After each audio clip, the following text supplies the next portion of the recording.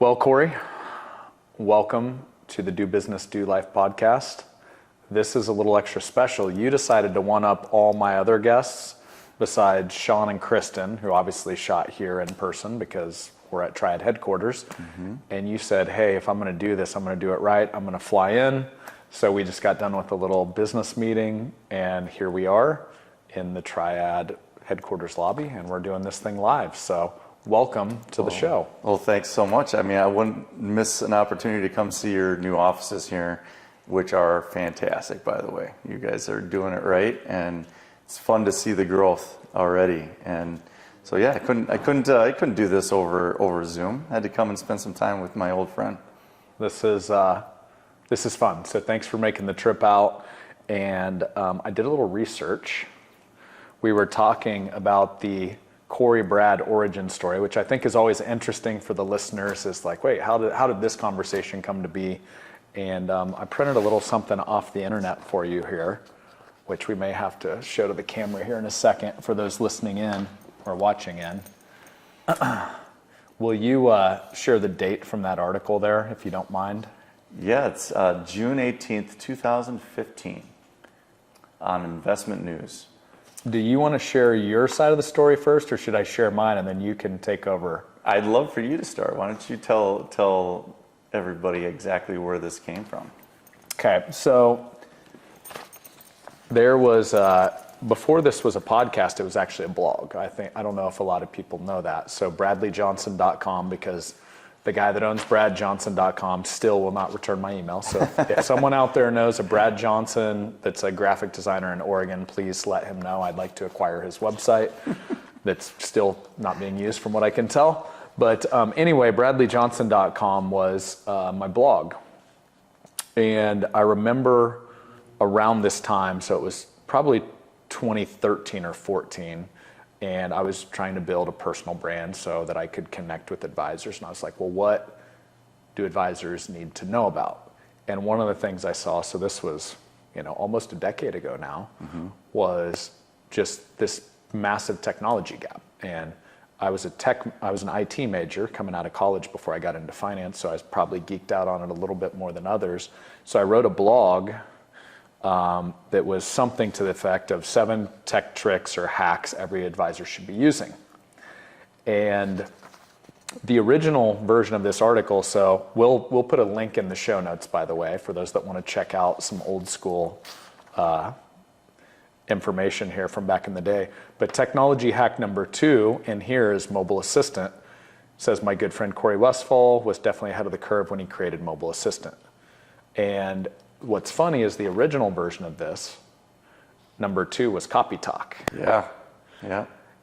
And there's a nice little entrepreneurial story in here that a decade later led to quite the friendship and business partnership. But I wrote this, and it was, I believe, just on my blog, or maybe I posted it somewhere on social. And by the way, I wasn't getting a lot of comments back then. So I think yours might have been the only comment at the time. Yeah. And this guy named Corey comments and says, hey, if you like Copy Talk, you might want to check out Mobile Assistant. Love to connect. I think he said, I'm the founder, the CEO. Here's my email, or here's my phone number. I don't remember exactly what you put in there. Yeah. But basically you connected and you read it and you said, hey, might have another option that's as good or better. Well, I'll tell you what, to your credit, you pretty much, I remember you put your phone number in there and said, let's talk. And I'm pretty sure within a few hours we were on the phone together, which was really cool. Because my main objective with reaching out to you was, we were new to the financial industry from our dictation technology. It was very well known that dictation's been around forever in the medical side. Doctors have been using dictation as a way of quickly documenting patient interactions and doing it in an efficient way, right? And so when I got started Mobile Assistant, 12 years ago, the financial industry was pretty new yet. The idea and the concept behind dictation and how it can help. And so one of the first things I did was just start looking for people that were talking about technology and talking about specifically dictation in the industry. And I found your article. It was great, and I got a lot out of all the different ideas you had on the technology that you thought was having an impact for advisors, and obviously dictation caught my eye, and noticed that you weren't talking about us. So it was fun to connect with you and kind of get your insight on where was the industry when it came to adoption of dictation. So I learned a lot from you, just being new to the industry, just trying to understand exactly where we were going to fit in. Yeah. Well, what I love was there's a lesson here, and you were a founder and CEO that was not scared to get down in the trenches. That's the first lesson. And there was no ego. There was no like, hey, I'm too big of a deal to leave a comment in some random dude's blog. By the way, and like just, it's funny, like people are like, oh, you do this podcast. The truth is, it's just, I had a $60 mic I bought off Amazon, and I tried to get into conversations with interesting people that I could learn from, and I hope serve some advisors out there. That's how it came to be. Yeah. And that was just the precursor to that, which was just, hey, there's some advisors. I geek out on this stuff. I'm passionate about this industry. I like to help people. And that was just an earlier version of that.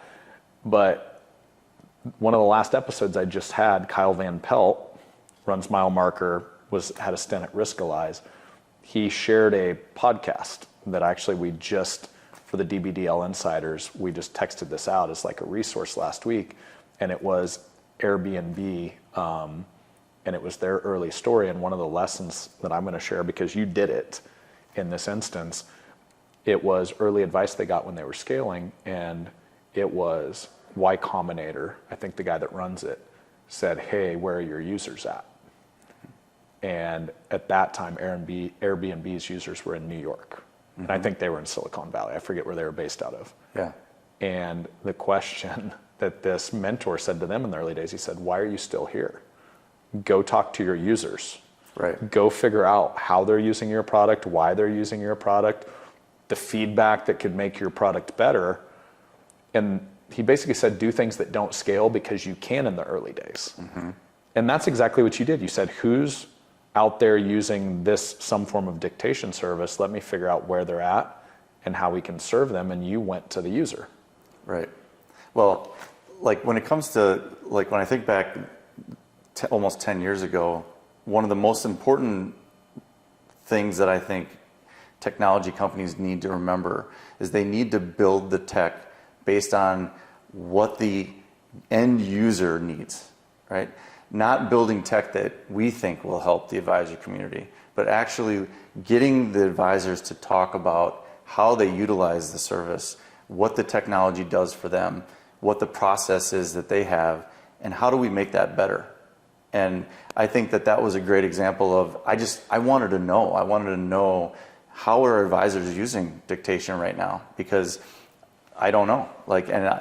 So before we started innovating and coming up with new technology and new ways for advisors to use our service, we first had to start with the question of how are advisors actually using dictation? How are they incorporating it in their practice? And so taking that information and just trying to learn, you can't keep yourself in a bubble and just create technology that because it's just this technology it's gonna help everybody. Well, yeah, you come to find out, and we've got an interesting journey that we've been with our technology innovations, that we learned that along the way, that it's not always what you think is going to impact and help advisors that's the biggest and most important part of your innovation. Maybe it's completely different, and then until you get that information from the person and the people that are using your service, until you have those conversations, you don't really know. Yeah, well, you have to ask, right? And a lot of companies, I think we're reading a book at Triad right now, Ego's the Enemy. And ego means I build a product and I know what they want, and then I sell the customer the product, right? And unfortunately, that's what a lot of companies, that's the way they produce their products, and then they wonder why it doesn't sell. Right. The opposite of that is go to your end user, your audience, your customer, and say, hey, we think there's a need. Instead of sitting there hacking out 4 hours of notes into a CRM, we think there might be a need where if you could just speak that, and then we have it transcribed and delivered Yeah. Basically get the data from up here in your brain to in a CRM or somewhere where your team can use it and empowers them. We think we have a better way to do that. But what are your thoughts? That's a whole different conversation. Yeah, yeah, yeah. One of the biggest innovations that we have had as a company are dictation templates, and dictation templates are a perfect example of that. Which is for decades, dictation was, you call a dictation hotline using your phone, and you speak your notes. It beeps at you, so you know you're recording. Yep. And then you just talk, right? Well, we built the app in 2013 to eliminate the need to just call a hotline. Now you can interact with the mobile app. We thought that was a really important step in our evolution as a company, that it could be something that an advisor would have with them at all times. You've got your phone, you've got the ability to record your notes using our mobile app, Talkit. But what I wasn't aware of is it was really how difficult dictation can be for some people. Like, Brad, you've used dictation for years, right? Mm-hmm. You're really good at it. You can hit the record button on our app and talk for 15 minutes and keep yourself structured, organized, on track, and get all the information that you want to convey from your head into that dictation, and it's going to come back and it's going to be great. That transcript is going to look really good. There are a lot of advisors out there that have never used dictation before. And the idea of hitting that button and trying to keep yourself organized and keep yourself on track, a lot of people can't do that. And it's a difficult skill, it's a habit, it's something that you need to learn. And so what we found is the idea of having a structure with the process, where advisors weren't just expected to just hit record and remember how to dictate everything and just speak. Introducing the dictation templates in 2017 was a huge step for us, because it gave us the ability to give stepping stones, if you will, or a guide to our user base to say, hey, we don't expect you just to stay on track and remember everything. We're going to have templates that are built in now to the process that allows you to hit record, but there's questions on the screen that you can follow. You say the question, you answer it. All of a sudden now, advisors that maybe were a little leery of using dictation because it was a little scary to get started and weren't sure how to record everything that was important to them, now the idea of having templates for client reviews, for phone calls, right? That they can have different templates that have different questions. All they need to do then is open the app, go to the template that they want to utilize, and say the question and answer it. It takes away the stress, I think, of just really not being alone in the process. Now we've given an easier way of dictating that hasn't been done before. So. Yeah, and there's a lot of directions you can go from there. But if I look at one of the biggest frustrations, a lot of founding advisors, where they get stuck is, how do I get this knowledge in my brain? For some of them, that's 10, 20, 30 years of experience. How do I now start to get it out of me, where I'm the constraint, to where now it can be in some form of written something that can be used to empower a team.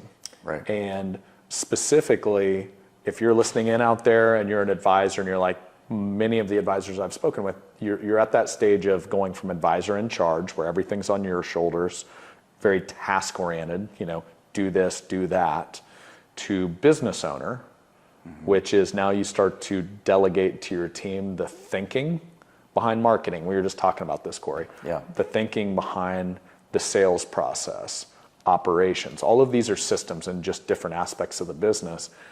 And one thing I know about most advisors, not all, but most, and I'd say a very high percentage, like 80% plus, maybe 90% plus, they're great at speaking.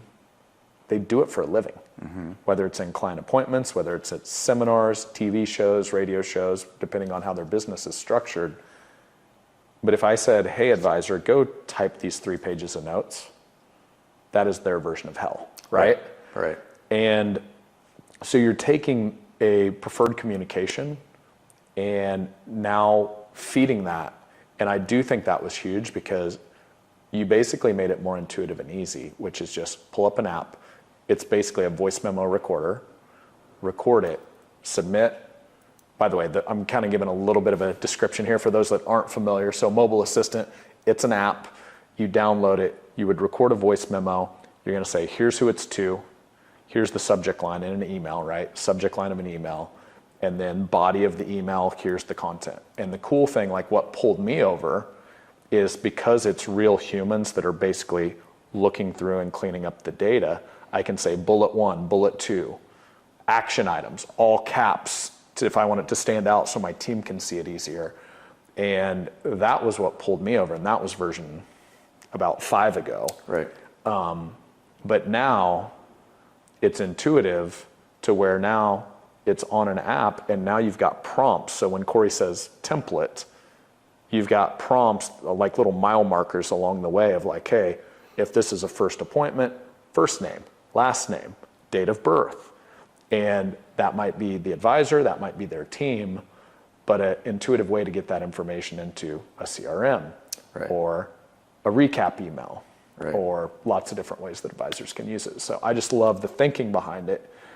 And was an evolution in 2013. Let's talk about what's next if we're ready to go there, because one of the things you mentioned, Corey, is we just met with the team internally here at Triad, and I would argue there's one thing potentially that's more valuable to an advisor long-term than the assets they're gathering and the plans they're building for their clients. Remember what we talked about, the one word? Data. Data. Yeah. Not just data, it's clean data, right? I think that's a big topic that a lot of people are talking about now, especially with the introduction of all this new technology with the AI, with ChatGPT, and how amazing that technology is. The problem is that technology right now is pulling information from everywhere. And it's not utilizing data that you know is precise, you know that it's accurate, you know that it's the source of truth. And I think that's what's so interesting for the future for us as a company, is that the data that we are producing for advisors, it's been edited by humans so that the accuracy of the data that is delivered back is guaranteed to be almost 100% accurate. And that's where it's going to be interesting to see where Mobile Assistant fits in when it comes to those types of technologies. But I know that the importance of the data, of being clean, having it be accurate, that's what's going to make those technologies really, really valuable for companies. And so being able to provide data that is accurate and clean to companies looking to utilize that technology, that's where our seat at the table is being that source of truth. And having that human component of what we do, that's what makes us different. That's why we're not Siri. That's why we're not Dragon. For any advisors that you use dictation, when they first heard you mention dictation, they're probably like, oh, I can just use an app for that. That's Siri, it's free. The difference and what makes us special as a company is the human component. It's the human touch that we have, over 70 transcriptionists throughout the country. All they do is listen to financial terminology all day and make sure that the transcripts are accurate when they get delivered back.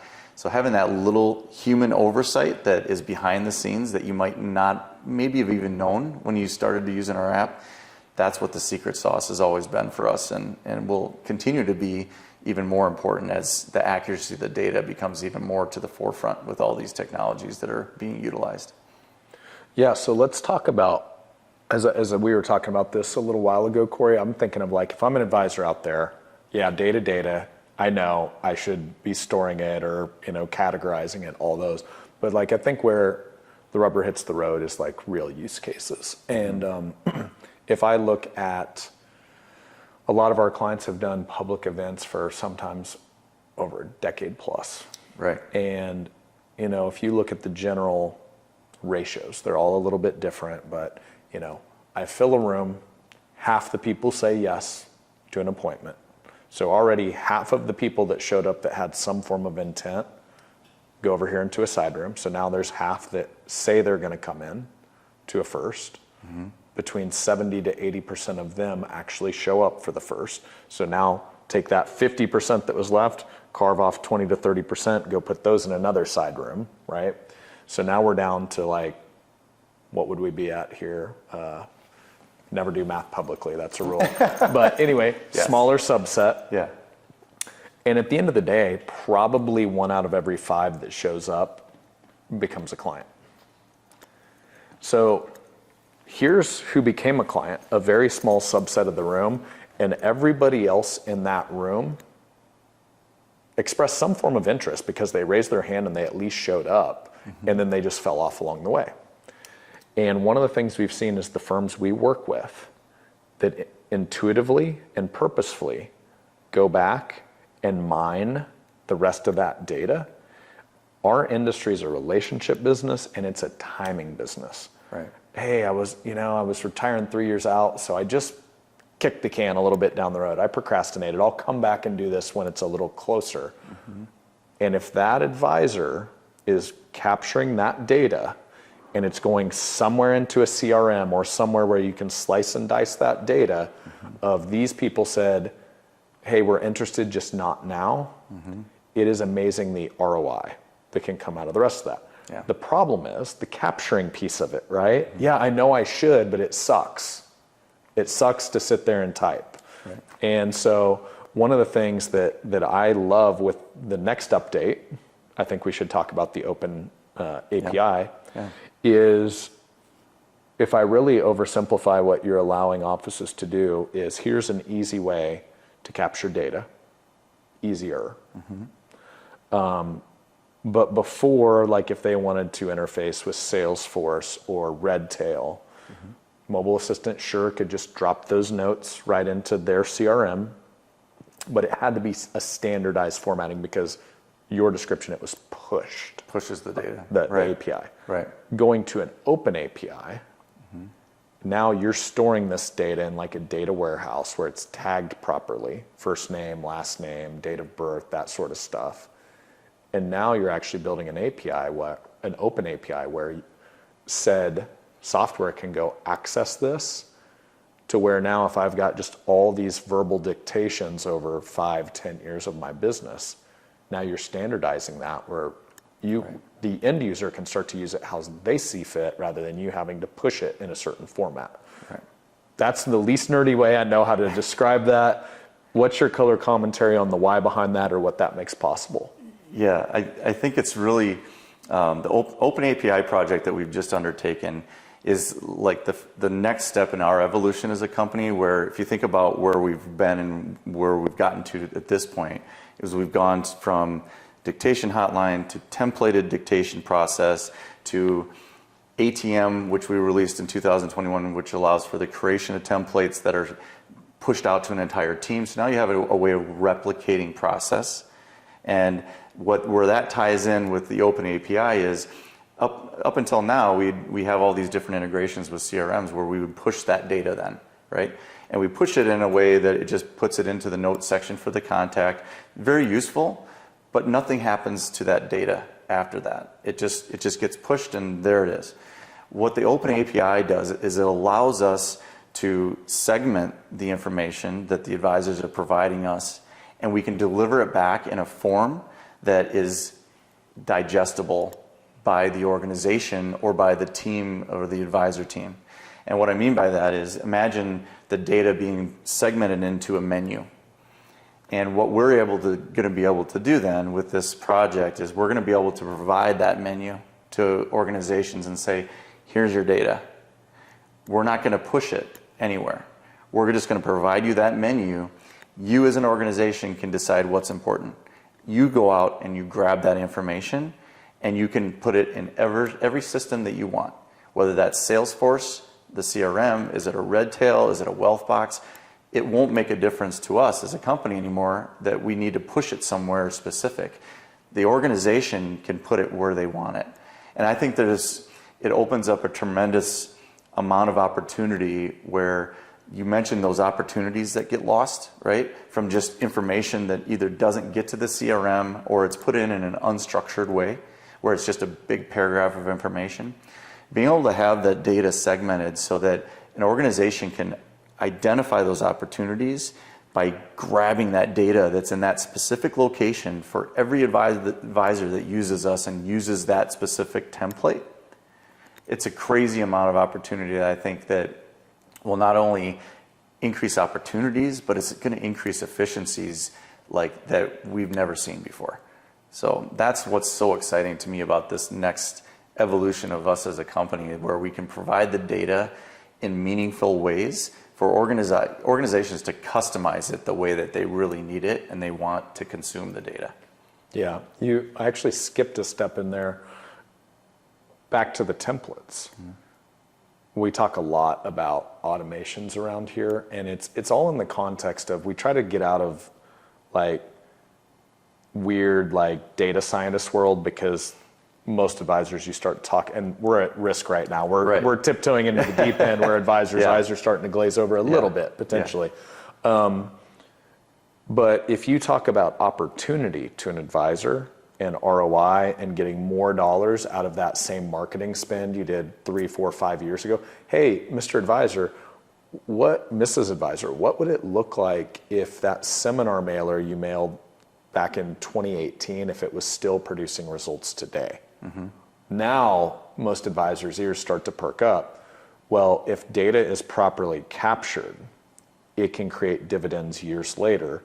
And for example, if you tagged, hey, they decided to not move forward after the first visit, their retirement date is not for another 3 years. They appreciated the information and they said to stay in touch. Right. Now imagine if in that data warehouse we're talking about, everything's archived and you might have a little tag that says projected retirement date. And you run a query. We're talking about AI, and that's coming. Regardless of whether or not you embrace it or not, it's coming. And ChatGPT, it's scrubbing the internet. But future AI, you can just unleash it on your data, and you could say, future ChatGPT, search my data, give me a list of give me a list of anybody that's going to retire in the next 12 to 24 months. Right. And those are your ideal prospects that are primed to come back to a future event or come in for a coffee, you know, depending on how that works. And I'm not going to get into this too much because, to your point, I don't want to get too in the weeds with the tech and where it's going with the AI. But the amount of data that we are sitting on, that are advisors that have used this for years, I know that there's going to be a day that I'm going to be able to go to our advisor community that uses Mobile Assistant and say, have you used this for 5 years? How about we provide you a report on all of the data that you have, that we have stored. It's your data, it's not our data, right? It's their client information. But be able to provide opportunities that we can't tell right now, right? Because we don't have any kind of reporting that comes out of it. I think there's some tremendous applications in the future that we'll be able to utilize the data that we have just securely kept under lock and key for our clients and our advisor clients over these years, that being able to leverage that data in a way that can provide some benefit to the advisors is a whole new territory that is going to be an exciting new world for us. But prior to that, like when you were talking about advisors, like why should they care? Why should they care about the data? And it is the opportunities for sure. But one of the things that like I've talked about for years is an interesting stat, which is it's called the Ebbinghaus forgetting curve. 2/3 of your short-term memory is gone after an hour, after 1 hour. And so when you sit down with a client or a prospect and you have this great client interaction, you leave that interaction, you go to another one, or maybe you go to your kid's ball game, or you have something else. Everybody's busy. Everybody has to get somewhere else. Having an easy way of, within 5 minutes after that meeting, opening up the Talkit app, capturing the information, talking about everything that we just interacted with in that client meeting that we just had, the amount of information that you can save, that all that information, that's where the opportunities are. And I think that's where advisors get so busy sometimes that they forget that, hey, it does pay off to designate some time to make sure you don't lose all that important information that you just got done gathering, and it's all in your mind right now. It's all in your brain. You have to have an easy way to get that information out of there, so that way you can go on to that next client meeting and know that accurately all that data, it's going to come back to me. I'm going to have it in a few hours, or I'm going to have it the next day. And so I think that's an important aspect of just what we do for the advisor community, that is like, I am really proud of the fact that we give the peace of mind to advisors that, hey, Mobile Assistant's got it. We're going to take care of that data and make sure you get it back and you didn't lose any of it. So I love that point, Corey. And I personally have experienced that. I remember there was a time, and hopefully I hope advisors don't relate to this, but they probably will. I remember I'd have like 5 coaching calls in a day, and all done virtually via Zoom. And I would go home with a stack of sticky notes. I remember like my team would laugh at me because I'd like have sticky notes just piled up, right? Yeah. And my process was, because I was back to back to back for the day, I'd just scribble my notes. And then there would be action items that the team would need to follow up on, or it needed to go into the CRM, and I would just dictate on my drive home. And the truth is, like some days I'd be so busy, or a phone call would come in, those sticky notes wouldn't get dictated till the second day or maybe the third day. Yeah. And I remember it'd just be like, wait, was that detail from that call, or was that the other call? Because they would start to blend together, right? And complete aside, I'm going to give a little shout out to some Triad members here. So Tim, Nick, Brennan, Donald, we literally just did a call, and we talked about structuring a calendar. I'm just bringing it up because what you said is so accurate. But if you're an advisor out there that just really struggles and has a tough time, you need to retrofit your calendar where it allows for gaps and those little buffers in between appointments. The truth is, if I was going to type the notes, it'd be like a 30-minute project. Right. You probably know the stat. What's the difference in how fast you can talk? 7 times. You can 7x? speak 7 times faster than you can type. Okay. On average, yeah. So if it's 7x faster, well, that's about right, because I typically could dictate everything in like a 5 minutes, a long dictation, right? Yep. So 7 times 5, 35 minutes, about accurate, right? So if you've got a little 5 to 10 minute buffer and you bake that in, now literally on demand when it's still fresh, out of my brain, action items to the team, into the CRM, done, on to the next one. Yeah. Yeah. Where if I'm sitting there typing, that's like the mountain of work that never stops growing. Yeah. And then people just give up. They just like, oh yeah, I just don't take notes. That's not the answer either. Right. But your point there about the team is what I think has come to light for me as a leader of this company, to understand that it's not just about the advisor, because there's a team behind that advisor that is keeping that machine running and keeping those opportunities coming and keeping that client communication, that client experience the very best it can. That team is incredibly important. That are the people that are supporting that advisor. What we're doing is we're not just getting the information from the advisors, like the client meeting details, and putting in for compliance purposes. That's one aspect of it. But I think one of the huge aspects of what we're doing is we're helping the communication from the advisor to get those action items communicated with the team. And by doing that, immediately after the meeting, they're all waiting. You've got team that are ready to support you as an advisor to get those next meetings scheduled or pull that paperwork that has to be done. And the faster and the more efficient way that you can communicate those action items, the more efficient and the faster you're going to grow as a advisory firm too. So yeah, the more, like, to me, leadership. We talked about this earlier too. We should have recorded our conversation before the podcast. Leadership is how can I serve you? I think the old school form of boss is top down, almost dictatorship. Yeah. By the way, if you run one of those organizations in today's day and age, you're going to have a tough time getting talent, right?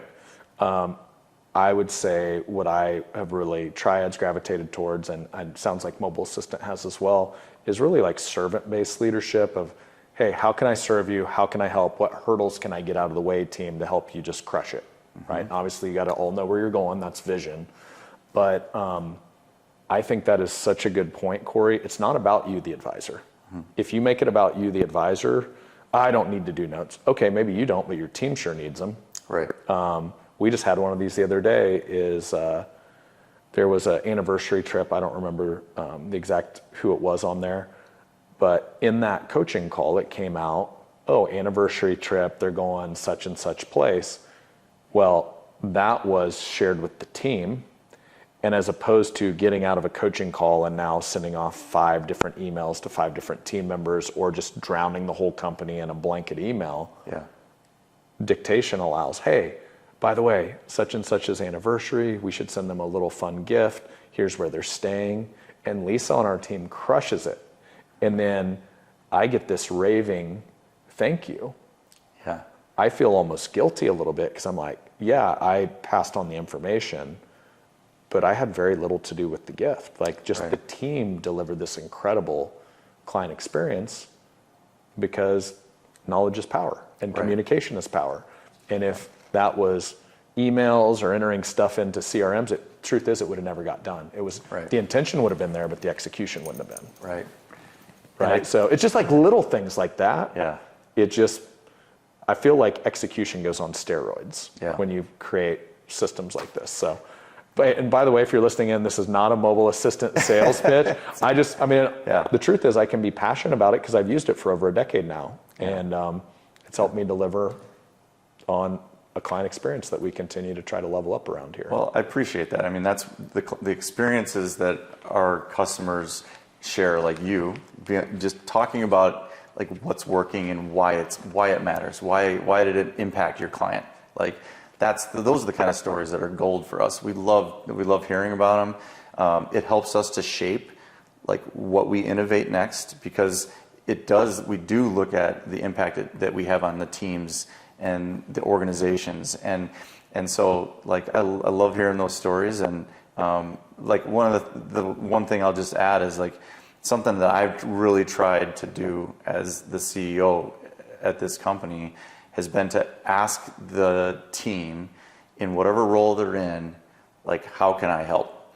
Because that should be for an advisor that is looking at the process that they have in place with their team.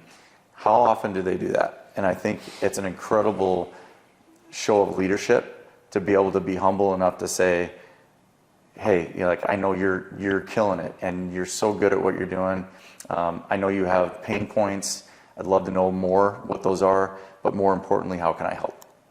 And my wife, Stephanie, taught me that. Stephanie Westfall is our COO at Mobile Assistant, and she's been with us for 7 years now. And one of the best things that she did for our company is that she structured one-on-ones so that I could actually get in front of all of these talented people that run the different departments, different business units at our company, and end every one of those one-on-ones with that question. And it made a huge impact because it identified that there actually were things that I could do to help that I didn't know. And I think that's a great lesson for advisors to just keep that in mind, that if you haven't had those check-ins with your team, you might find out that there's a lot of things you could do to help that you don't even know about today. So the question, just to be clear, is how can I help? How can I help? Right. And then make sure you're open to the feedback, right? Right. That's the other thing is, number one, you ask the question. And by the way, all of this is stuff I've screwed up over the years in leadership as you grow and you learn. But if you say, how can I help? And then they're like, well, actually, this one thing you do kind of sucks from my role. And then if immediately you defend, well, this is why we do it, guess what? They're never going to share again. Right. So how was that on your side, Corey, where you're like, how can I help? And then let's say you heard something that wasn't necessarily fun to hear. How as a leader did you need to lean into that? Yeah, just by asking more questions. Because there could be a process that's in place that maybe I helped to coordinate at some point over the years that I think is working. I think it's working well because I don't hear about it, right? Mm-hmm. If I get feedback that something is maybe not working as efficient as it could be, right? That's hard to hear, right? Because I want to take the approach and think that the processes that we have in place that maybe I was really instrumental in really had an impact and are really helping everybody, making us more efficient. Well, I've got to be open as a leader to maybe there's not one way to do something, and maybe there are ways of doing things within your company that can be done in a way that wouldn't be the way I would do it, right? But it's the way that it will make it more efficient for my team. I think it's a great point, is you've got to recognize that you might have, as a leader, you can have great ideas, but you also have to make sure that your team is on board with them, first of all, but also amazing how many more different, like when somebody else looks at a process, how many different perspectives can make that process even better if you're open to it, if you're open to getting that feedback and implementing different things that you hadn't have thought of. So, Yeah, I was, I forgot where this came from, anymore. It's a podcast, a book, they all blend together. Yeah. But it said you want to create an organization of like kind people that are willing to disagree with each other. oh, I love that. And because if you've got disagreements without kind people, that just turns into an argument, right? Mm-hmm. And if you've got kind people that just agree with each other, well, now that's just a bunch of yes men and women that are all just telling each other how awesome they are. Right. But that combo, we just had one of those meetings last week, and there's very passionate people at Triad. Sean and I have tried to surround ourselves with really intelligent people that are far superior at certain levels of expertise than we will ever be. Yeah. And that's great unless you don't listen to them. Mm-hmm. It doesn't do you any good to have incredibly brilliant people on your team if you just have a massive ego as a leader and just like think you know it all. Right. So. Right. And I know this isn't easy to do in all situations because of the remote nature of like where businesses really have transitioned to over the years. But one of the things that I find incredibly valuable is getting everybody in the room. So all of your leadership team in the room, go around and talk about what's working, what's not working, and then prioritizing as a group what's going to have the biggest, most impactful, like positive impact on the company if we make these changes, if we fix that problem, if we make that better. And I think having that in-person meeting, like we just had our leadership team come to Madison, Wisconsin, just a few weeks ago. And I forgot how valuable it was to get everybody in the same room in person talking about like all the different things that are important to each individual. Because I think a lot of times everyone can get so siloed in what they're focused on and what's important that they don't realize that there are things that they're doing that are impacting this person, like in operations or whatever, any other business unit, that until you get everybody in the same place to talk about it, and you're like, wow, I didn't know that was actually having a negative impact on her, right? And it really helped us as a company to focus and make sure everyone on the big picture and the goals of what we're trying to do as a company, everybody's moving in the same direction and everybody's working together to get to those goals. But I really appreciated just getting everybody in the room again. And I thought it was incredibly important. Yeah, I think the other added benefit of that, you're making me think of a meeting we had internally here. You actually start to have empathy for others, which I think a lot of organizations might say they do, but do they really? Yeah. I think sometimes the advisor space, trust me, I've grown up in it, it's the, hey, we got to do this. It's like everything yesterday because there's $1 million case on the line or whatever it is.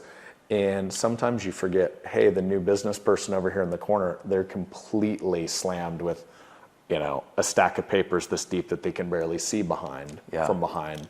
Yeah. And until that person's in the room with the advisor and you start to have empathy for their position, right. That's where, and you see this a lot in our space, high turnover. Yeah. Where I can't find any good talent. Well, have you got the people in the room and have you had a conversation about how we can level up here? Yeah. And if you haven't, that might be part of the source. Yeah. And trust me, we've screwed some of that up along the way too. You go from 0 to close to 60 team members in 2.5 years. There's going to be some growing pains. And I know you all have, as you've grown and scaled. I remember one time talking to you and you're like, wow, this is tough because, we've got this transcription team and sometimes it's this much work Sometimes it's this much, and how do you scale it, and how do you make sure the turnaround's good? Yeah. So every business has a different version of that. What is a learning on that front?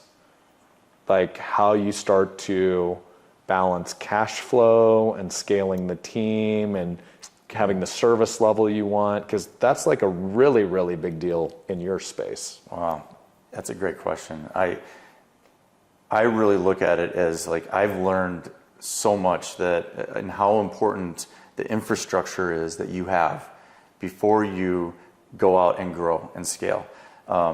Just a great example from this last meeting we had with everyone in person is that I can get a little ultra focused on the client experience, and I tend and I can sometimes, because it's exciting stuff. Yeah. That's what we're innovating, right? That's the bringing in like templates to life and bringing the new open API for clients, and I can get a little bit laser focused on making our company better from that aspect, so that the client experience is just even better. And I sometimes lose focus on like, well, that's all great, but what are you going to do when you double in size as a company over the next 2 years? Do you have the team in place to be able to handle that kind of growth? And not just the team, but the infrastructure from a technology standpoint. So what it brought to light for me is that we had to be able to handle the kind of growth that we're projecting from an infrastructure with our internal IT, right? Meaning everything, like all the systems that we have in place that house the dictation to, the platform that our transcriptionists work on, that all has to be incredibly stable and incredibly like powerful enough to be able to handle that kind of growth that we're trying to do with all these new client experience introductions that we're doing.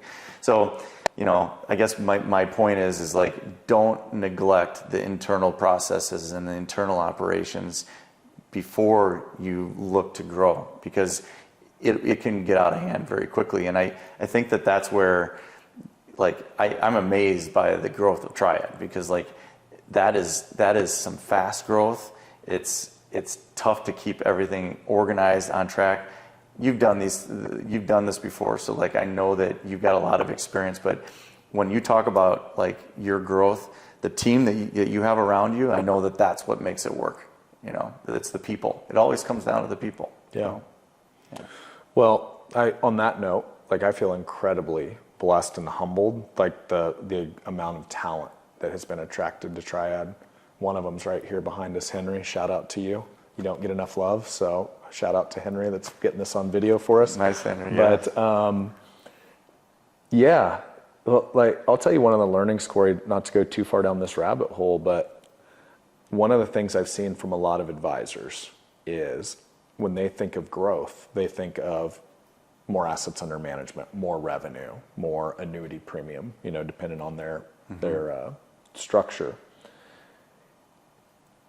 What I'm starting to realize is if they want more premium, more assets under management, more revenue, they should actually be focusing more inward as opposed to outward, and looking at the talent on their team, looking at how I acquire great talent, looking at how I keep great talent, build a culture that attracts talent, have compensation structures that are going, like, the truth is there for the longest time, like you'd ask an advisor, like, what is your benefits package? And they'd be like, I pay them like this many dollars per hour. Right. And I don't say that like to be mean, I'm just calling it like I see it. Yeah. And if you look at like the job market out there in the world, it's like, wait, do you not have health care? Do you not have some sort of like 401k or match or profit share or something? Right. Because if you don't, that's kind of like the base standard level to attract talent. Right. Otherwise, you're going to attract talent that doesn't have a job. That's just the truth. Yeah. And you're like the last stop on, hey, it's either this or be unemployed.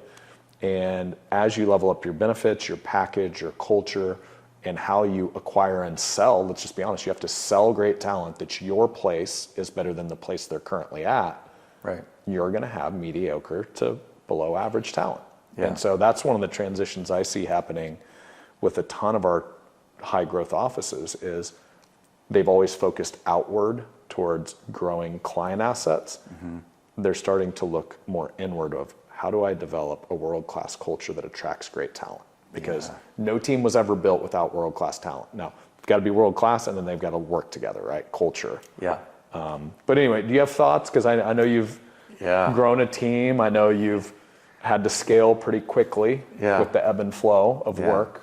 But like a couple points there that I would really kind of try to focus on a little bit is that, you know, the long-term benefits of adding value as a company to provide your employees 401k, health plan, pay time off, flexibility with their remote working.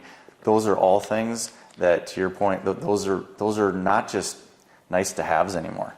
Like, if you're not consciously doing those things and being like really being mindful of things that will add value to your team, like, how do you expect to have the top talent or have talent at all? Like, because there are a lot of companies that are doing that. There are a lot of companies that offer a lot of benefits these days. Because it is such a competitive, ultra competitive environment, right?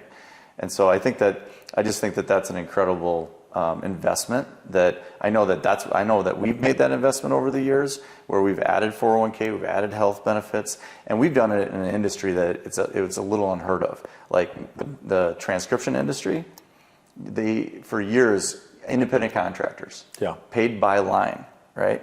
Because that was the cheaper way to do it. Didn't have to pay benefits, could be flexible hours, but you know, these transcriptionists are making pennies on every line that they type, and based on production. And what we found is, a year ago we made a shift where we're like, we're gonna shake this up, and we're gonna shake up the industry, because what we're gonna do, we're gonna change that model, and we're gonna pay our transcriptionists per hour, and we're gonna have different quality levels that they have to maintain and production levels. But I tell you what, we're not going to count lines anymore. And we're going to pay them benefits. We're going to pay them, get a 401k in place for our full-time people and our health benefits. And the production went through the roof. Interesting. Isn't that interesting? No longer being required to have a certain number of lines to be able to meet your quota. For us, as in our industry specific, I know it's not very super relatable, because the transcription industry is different. But that was a huge shift for us this last year. But speaking of culture, it was my second point that I wanted to hit on. Is a great example. Shout out to Brian McLaughlin at Redtail. I have seen them grow from a company that he created in his garage to a company with hundreds of employees that were all raving fans. And I remember talking to him over the years about how he was building that culture, because you talk to any Redtail employee, it was like they were talking about family when they were talking about their company that they work with, right, and they work for. I just thought that was amazing. And I'm like, so I have tried to incorporate things that I've seen them do over the years. And honestly, it did come down to, what are you doing for benefits? And are you being over generous with your employee match for the 401k, things like that? And I think that you can learn a lot from companies that, when you meet their employees, because we interacted with the Redtail employees a lot over the years, because they've been such an incredible partner of ours. Over a third of our total customer base are Redtail integration users with Mobile Assistant. That says a lot about the partnership. But the interaction that we had with the Redtail employees over the years, they all just talked about, it wasn't work for them. They were all working towards a common goal of just being the best CRM. And so I think that that's just a great example of, in the financial industry, the companies that really set out to make that culture unique and make it a really positive culture. It comes back twofold, because they didn't have the turnover with their employees that a lot of companies in our space did. And that's why, right? Those employees were raving fans. They created raving fans of their employees. That's pretty special. Yeah. One of my favorite questions on that front that just cuts through all of the BS. Would you want to work for you? Oh, that's a great question. You just flip it. And it's like, if the answer is no, there's probably a lot of things that are missing in your to me, there's the financial package that we focused on. I'm going to guess, and maybe you've got some examples, what does Redtail do on like, if you say it's like family, families have rituals and get-togethers, they break bread, they maybe have some happy hours. Right. Are there any things out of that playbook that you've seen that led to that sort of culture? Oh, absolutely. And like even in the hardest of times, like during the pandemic when all their employees had to be at home, right? They had built this beautiful office in Sacramento, and it had an amazing cafe where everything was provided to the employees. They had, rooms where they could play ping pong and, pool and stuff like that. Well, that all went away. Right. And in order for them to maintain that type of family like culture, all of a sudden every Wednesday they had a trivia night that was on Zoom. They were like, you'd go and you'd see there'd be like 50 people on this thing, and they would do things like that to just go above and beyond to find ways to stay connected as a company. I think that's incredibly important to just come up with different ways of interacting with your employees, and not just interacting with your employees, but like how do they interact together? Like what's the culture like? Because that's where the culture builds. It's not from just the leadership. It's from the people that are working together on a daily basis. Like I guarantee, like one of the coolest things, I won't let the cat out of the bag, but one of the coolest things that I saw in one of your offices was a project you have coming up, and it's all about the employees at Triad, and it's something special you're doing for them. And those are the type of things that make a huge difference because it brings everybody together. And so I just walking around this office, I've seen so many examples of that hats off to you, because you're obviously, you have that in mind when you go around and look. And like I'm looking right now at a Triad's promise, which is on your wall, which is just a bunch of quotes from employees. That's amazing. That talks about what's important, where do you think we should go as a company. Very cool. So Corey, you mentioned the Triad Promise. Actually, that's for our Triad members. So the words up there were actually inspired by Tim Tebow. I don't know if you know that he came out to our first launch experience out in Nashville. I saw that. Very cool. So his famous speech, The Promise, we're like, you know what? That embodies a lot of what we want our promise to be to our Triad members. And we call them Triad members versus advisors or agents, because to us, we want to curate the most exclusive community in finance, not just from a production standpoint, but also like growth-minded individuals we want to do business and do life with. And one of those writings there, that's actually, in their words, they're champagne moments. And champagne moments for us, it's what would you pop a bottle and celebrate 12 months from now? Love that. And so this year we expanded it. We're actually getting the updated version, but it's a do business champagne moment and a do life champagne moment. So we had 2 community members that are both going to drop over 60 pounds as their goal this year. Well, that's awesome. Yeah. So for me, that's like great. We doubled your income this year. We helped you, build out a team, but none of that matters if you're not around to enjoy it. So I just love that. That's like, that to me is winning on both fronts. Oh, and I can imagine there must have been so many that have to do with either family or health. And so including that on the board is pretty special, because you can't have one without the other, right? So, yes, exactly. Corey, you said something earlier I want to circle back to, and it was, you talked about automations and data, and then we started to talk a little bit about how the founding advisor, one of their biggest frustrations, because by the way, like most advisors I've met in this business, it started with them. Right. And that was the school of hard knocks. That was door knocking, cold calling. They were the janitor, they were reception, they were the head salesperson, the head new business person. And all of those characteristics, the grind, the figure it out, are great until that business becomes more than just you. Right. And then it becomes the opposite. It almost becomes this frustration. I've heard advisors actually say, I've just decided to just cap out because I don't want to manage or oversee people. Right. And one of my favorite phrases is, it's not a big enough dream if it doesn't require a team. And if any advisor out there wants their business to actually outlast them and become a legacy, generational, it has to be built on more than just them. So we'll talk about the technology piece of this, but we were whiteboarding a little earlier about some of the stuff we're doing. And Those that haven't listened, go to episode 2 with Sean Sparks. We talk about the triad advisor model, and there's actually 3 advisor roles, where oftentimes most advisors see it as a singular. It's the head sales guy or relationship guy, charismatic, can simplify the complex, can get people to move from where they're at to with you. Yeah. That's most founders, by the way, from my experience.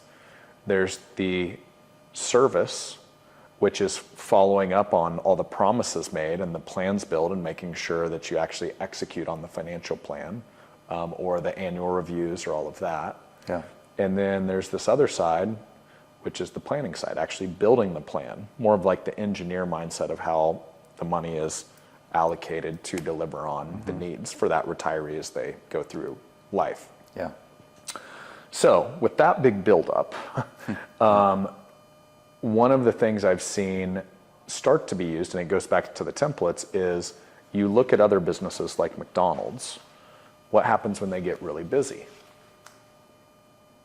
They open up that second cash register. Or these days, open up the second touch screen, right? Because it's all automated. Right. Yeah. But let's go back to when it was primarily a people-based business. Lead cash register, lines too long, which by the way is like an advisor that has too many review appointments. Man, I can't see any new people. I'm too busy seeing all our old clients. Right. So they want to open up that second cash register. But imagine, this is a true story, a lot of financial services firms, it would be like this one's selling Big Macs, this one's selling Whoppers. 2 different recipes. Right. So what are some things you've learned? You work with some really big organizations that through that process have kind of templated a first, a second appointment. What are some takeaways of firms that you've seen scale that advisor experience that you could share with the audience? Yeah, well, I think that's a great point, that you have a lot of passionate advisors out there that have started something really special. Like they have a process in place that works for them, that then they go to the next level and they start to scale. They start to bring on new advisors to work with them.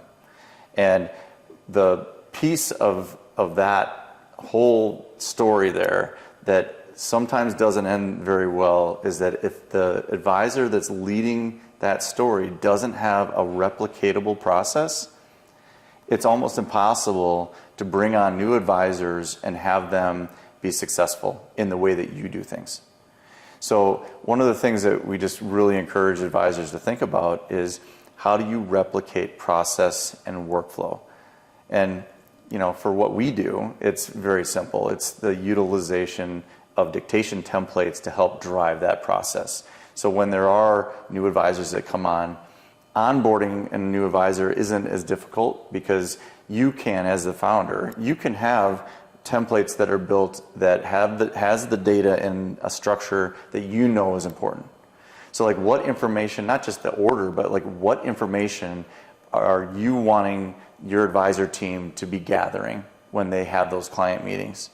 If you can help drive that conversation for the advisors, so they have a method, if you will, of being able to guide them through the process, that here, after every annual client review, this is the template that I use that has all the important questions that I need to answer. So now that founder isn't having to have those individual conversations with their team. They can actually communicate what's important through the use of some technology like dictation templates that can be pushed out. And so I just think that the replication of process is something that advisors absolutely need to keep in mind as they're scaling, so that they can keep a handle on that important process that they know works. Like, they've got a successful practice. Well, how do you ensure that that's going to continue with the new advisors that come on that are going to be working with you? So. Yeah, it's so I'm trying to remember the guy's name. Jordan Belfort was the Wolf of Wall Street, right? Yes. Okay, so before advisors out there are like, uh-oh, where's this going? I do not endorse the ethics that he ran his business with, but I think most people would say the guy was a hell of a sales guy. And by sheer randomness, I was in Mexico. I'm going to circle back to your point here. Yeah. Jordan Belfort supports it, by the way. Yeah. I was in Mexico at a all-inclusive resort, and I look at this flyer, and it's like, Jordan Belfort, the Wolf of Wall Street, will be leading a sales training, and it was like right in the middle of my stay.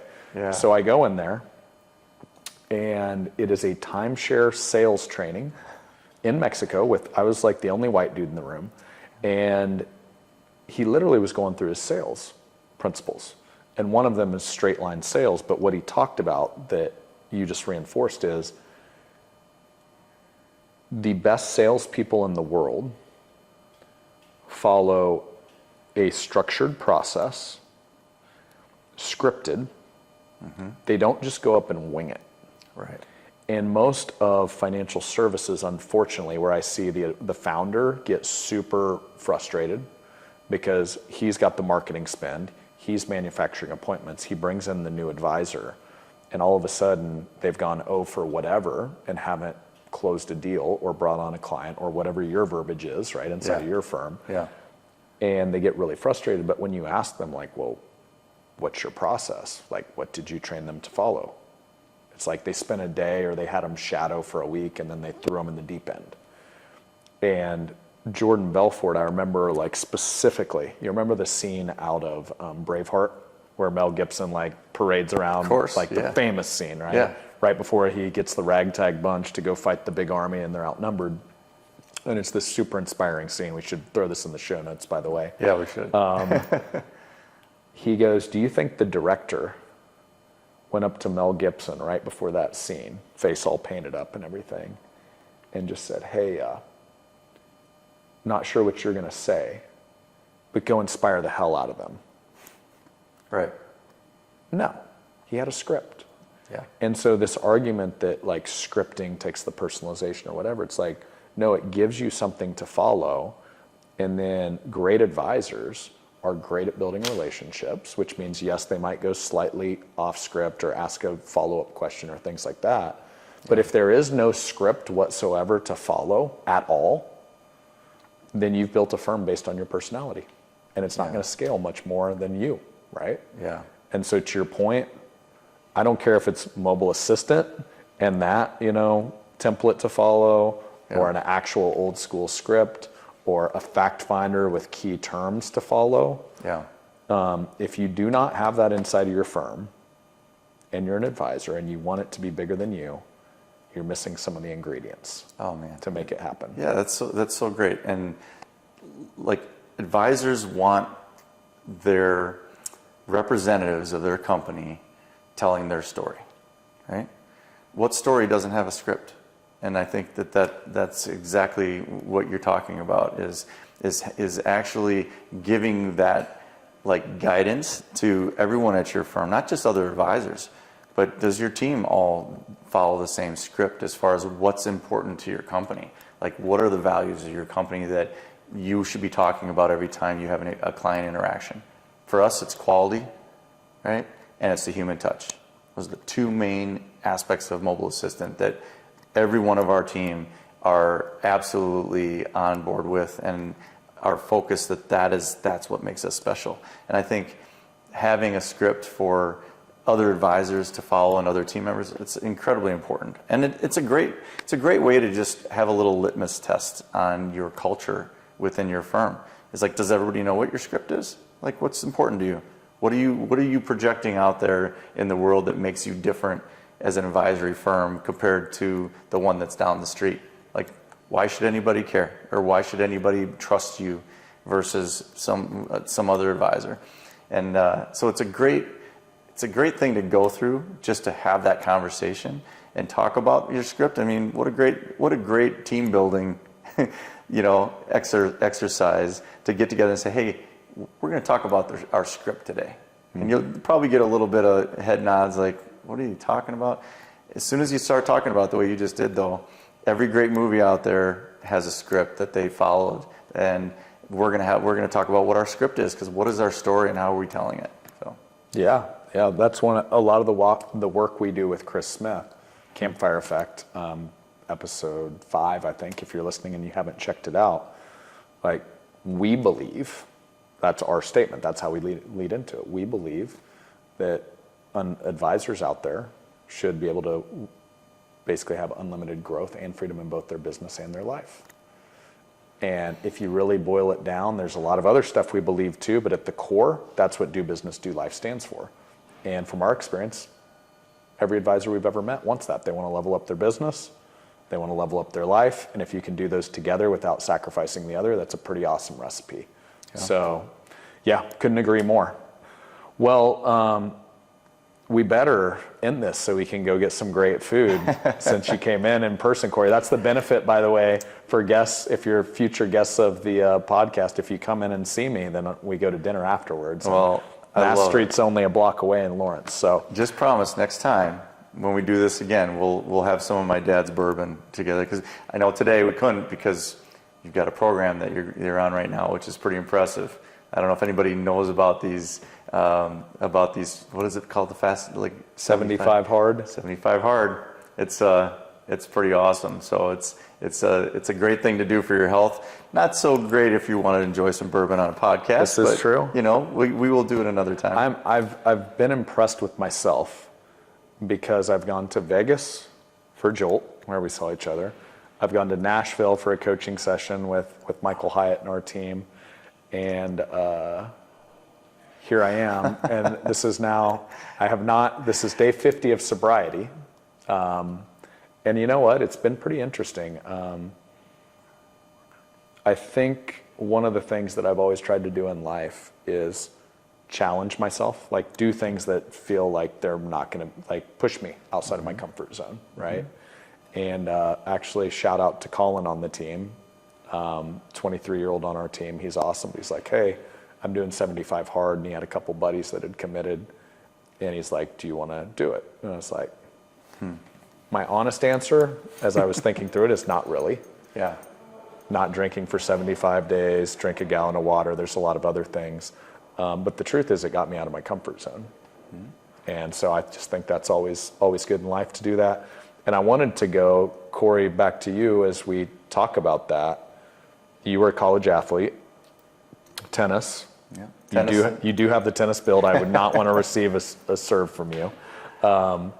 But Northern Illinois, correct? That's correct, yeah. Is that home of the Huskies? Is that D1? That's Yep. D1, yeah. D1 AA or D1 like the big boy D1? D1, we played most of the Big Ten schools when I was there, yeah. Nice. You also have a famous alumnus that you mentioned. Oh yeah, Cindy Crawford is Northern Illinois' claim to fame. Yes, she attended there a few years. Nice. So let's go to that as an athlete. Sure. What things did you learn as a college athlete that apply to business today? And just get out of your comfort zone that we were just talking about. Yeah, well, when you were mentioning how like this journey that you're on with your health, with this hard 75, you don't grow as a person like by being comfortable. And I think that that's something that I learned through athletics and being at that level of tennis. Like, there's a reason why you push yourself so hard in practice and you push yourself so hard in the gym. It's you only get better as a person if you're making yourself uncomfortable and you're working towards something. And so that's, for me, like, I'm very much a goal-driven person, and I got that from those experiences with tennis growing up. Like, you were always working towards something. And I think that translated really well for the role that I have. My role at our company is to push everyone and lead everyone as well as I can towards the common goal of like making the biggest impact for advisors that I can and that we can as a company. And I think athletics is incredibly important. I mean, I think about all the things that athletics does, like for our children that are in athletics, and the different lessons that they learn dealing with, coaches that they might not like versus, and having practices that are really, really hard. It's important to get out of the comfort zone and really push yourself. And so I'm really incredibly grateful for all of the experiences that I've had in athletics over the years, the great coaches that I had, the great teammates that I had, and what I've tried to do is really translate that into my leadership role at our company. Is that this is a team. This isn't the Corey Westfall show. This is me doing everything I can to make everyone else succeed and be as successful as they can. I like to tell people, great leaders get the best talent around them, ask them what they can do to support them, make sure that they've got all the tools that they need to be successful, and then get the hell out of the way and let them do their work and let them shine and bring the value that you know that they're going to bring to the company. And so that's from my perspective, those are some of the traits that I hope that I instill in my kids too. Yeah. I love that. Ron Carson gave me that same advice, by the way. Get very talented people, hire great people, and get the hell out of their way. Yeah. I think it's simple, not easy. Right. So I love that advice. Yeah. Do you have, while we're on the athletics journey, do you have a memory or like maybe a favorite coach that kind of exemplifies this? Man, this was a moment where Corey the athlete grew or was pushed beyond his limits, and a lesson you took from that. Yeah, I'm going back a ways now because this isn't just a few years ago. Yeah. I'm getting up there, but the coach that I had the privilege of having 3 really great coaches in 4 years at Northern Illinois. But the one that stands out the most is definitely my first coach, Chuck Merzbacher.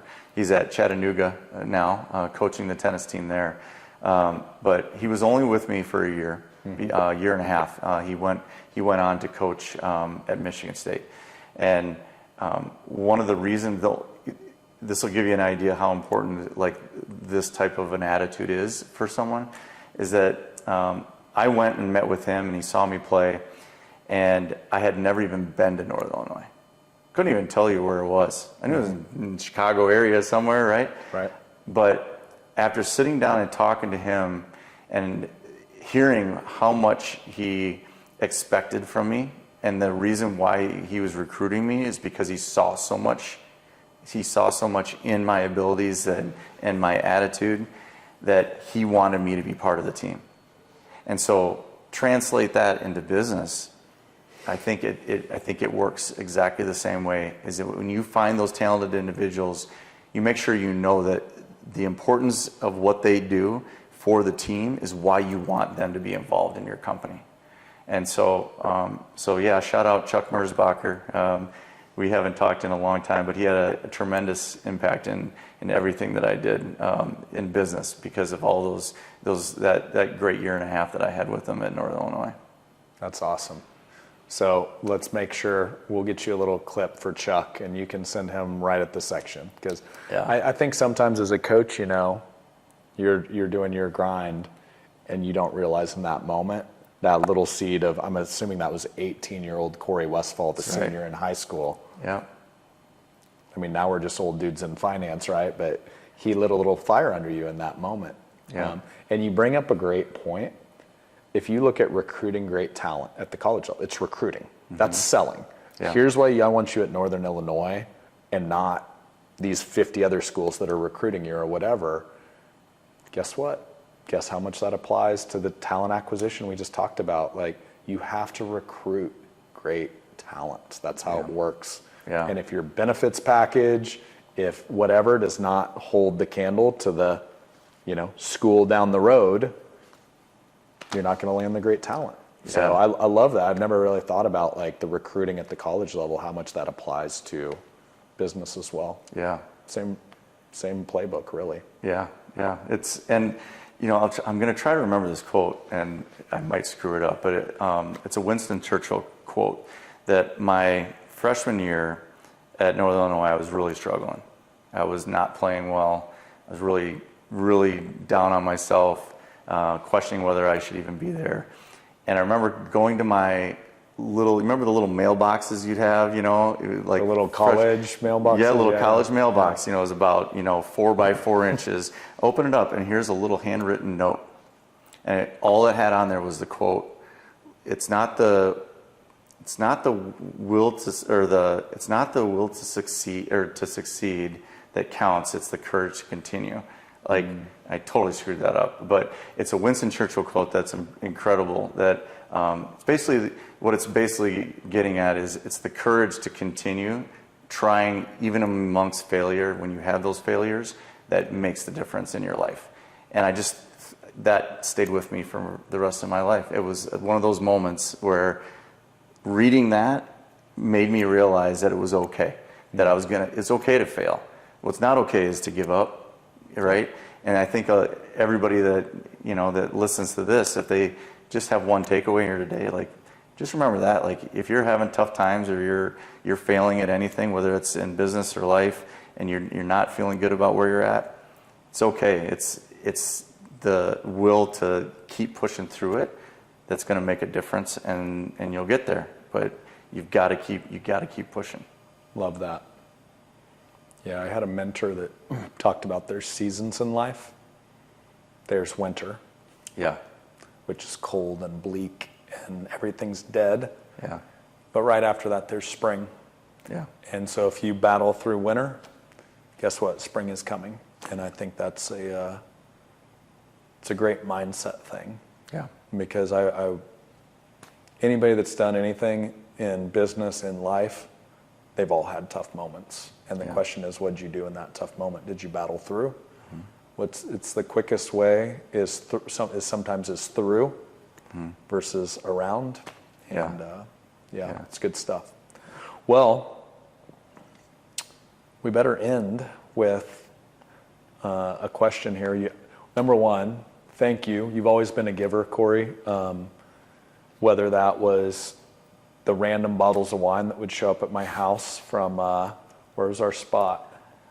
Deldado. Yes, Deldado. Yes. Yeah. Which, by the way, that's a fun wine tour for those that go out to Napa. Oh, the cave. Yes. Cave tours, yeah. They pour heavily, so do not drive afterwards. But so Deldado, I remember like a bottle just showed up at my house. You're like, hey, I know you like wine. This is one of my favorite spots. You literally just brought down Spotted Cow. Am I? Yep, it's the Wisconsin claim to fame. They only sell in Wisconsin. It's called Spotted Cow, made by New Glarus, which is a little town right outside of Madison, and it's a fun one to share. Well, 25 days from now, I will be cracking one, and I'll send you a picture. Well, they'll be aging well. Yes, I'll put them in the fridge. It's all good. So thanks for doing that. But you also you were kind enough to say, hey, like if this conversation brings up more questions around like what are best practices around automating. Basically, I think it's wise that you got away from transcription or dictation, because the truth is it's well advanced from the early mobile assistant days. To me, it's what is the most seamless, intuitive way to get data into a system that empowers your team. That's really what we talked about today. Right. And that can be in multiple aspects, in the CRM for follow-ups, in the planning side to build world-class financial plans. Right. But you were kind enough, and I'm sure we'll put something in the intro with details to just say, hey, I'll host a private conversation with the DBDL audience to just talk through that. So we'll get all the details, but if you're at the end listening to this and you're watching or listening in, thanks for always being a giver. That's like who you are. That's why we connected from the very get-go. Yeah, well, I appreciate it. And to your point, just to add on, like that conversation that I would love to have with anybody that's listening is, there are specific dictation templates that have been built by organizations and by advisors that work, and that we know that they work because we've seen the impact they've had on efficiencies with the teams that have implemented these templates. So instead of going out and just trying to figure it out themselves, like we have that knowledge that we can share. We can share those templates. We can give some idea on what kind of templates can have an impact based on the process that the advisors have. That's kind of their own. And so that's, I guess, the value that I'd like to just be able to add is, hey, I can share with everyone what's working. If they're interested in learning more, happy to have the conversation. Yeah, it's a lot easier to do your homework when you're not starting from scratch. Exactly. So we call that R&D around here, rip off and duplicate. So that's awesome. Thanks for that. Yeah. Well, as we wrap here, I know you brought at least Tate with you on the road trip. Yes. So he's chilling in Kansas City, I think, with the family. I'm hoping I see another burger review soon. Yeah. But one of the closing questions I like to ask every guest of Do Business, Do Life is, how would you define what doing business and doing life is to you? And so I know you're a family guy. You've got a great crew at home. Yeah. And so what are your thoughts around how you do business and do life? Wow, that's a great question. And I'm going to have to think about it for a minute because it's, for me, business has always been so personal because it hasn't just been mobile assistant, the business, and then Corey, the personal, and my personal life. It's all been one goal and one big family almost, because it has been, my life. My life has been this business, and it's been this company, and so what I've really tried to do, even a little bit more recently, is recognize how important it is to carve out time where it's not like you're not thinking about your work and not thinking about business, but you spend time just focused on your family. Because I think I went through a phase where I felt like it was okay to just be checking in with work at the same time as like having dinner with my family, and like because it was just, well, it's important. It's mobile assistance. It's it's our brand, and it's so important to this family. I think that that's an important thing to try to segment time where you're focused on your kids, focused on your wife, and you take that time. It doesn't have to be, days. It can literally be little segments and pockets of time every day that you just put away everything, and everything can wait for half an hour, right? I mean, what do you have at work that's so pressing that you have to take time away from your family to address it right then? And so I'm definitely guilty of it still to this day, but I'm trying to get better at that, of just making sure that I'm present when I'm with my family. And being present means you really do need to let everything else in your life on the business side, let it sit. It's okay, right? Be present so that your kids don't look back and think about you one day that, wow, he was just always thinking about work, right? Yeah. And so I think that would be my one personal experience as far as what I'm trying to do better at, as a business owner, as a dad, as a husband. Just be present when you're with your family. So Yeah. Well, hey, number one, great advice, which, by the way, nobody does that perfectly. Everybody's guilty that's ever done anything in business. Like, it is a constant battle of like, how do I turn work off and plug in at home? yeah, But one of the things is, like, you're doing business and doing life right now. Like, you road tripped with your son down, right? So you can actually find some pretty interesting ways. You just brought to mind, and I wasn't planning on sharing this, but we're in the conversation, so let's do it. I just got back. I took my middle son, Nash, to the Dallas Card Show. And one of our triad members, Keith, took his two boys, and it's literally like sports cards, like 700 tables. Yeah. And to your point, like, it was about 2 days of like father-son time. And we crawl in bed the last night in a little hotel room. We've got 2 queen beds, right, for the 2 of us. And Sarah, if you're listening to this, sorry, 1 a.m. There was no bedtime, right? Because we're, there's trade nights and like this stuff doesn't turn off. yeah, And we crawl in bed, and my son Nash goes, "Dad, I love you." Just 1 a.m, like, just crawls in bed. And I'm like, dang, that's what quality time will do. yeah, And no amount of money in the bank account will do that. It's time. yeah, And it's focused time, not distracted time. And I remember, I was like, well, this whole trip was worth it because he felt that love, Yeah. And that's exactly what you're talking about, man. yeah. Well, thanks for sharing that. Yeah. That's amazing. It's those little moments, right? Yeah. That make it makes all your business, Yeah. all the work that you put in, it makes it all worth it when you get that kind of interaction. So Yeah. that's awesome. I wasn't planning on like making myself tear up. I didn't do that on purpose, but this stuff matters. It does. Like, doing business and doing life, it's not just the name of a podcast. Like, that's what I want to deliver on. Like, how can we help advisors out there level up in business? Yeah. But sure as hell don't do it at the sacrifice of life. Like, if you double your business and your kids don't know who you are when they graduate high school, that's not That's like a bad trade-off, you know? Right. And so I appreciate you sharing that. I also appreciate like the realness of like, dude, this is hard. If it was easy, like this podcast wouldn't need to exist, right? Right. So, right. We're all figuring it out. Yeah. You know, and so yeah. But this has been great. I appreciate you having me, and you know, can't wait to come back and do it again someday. all right, buddy. Well, we will do it again. Thanks, Corey. Appreciate it.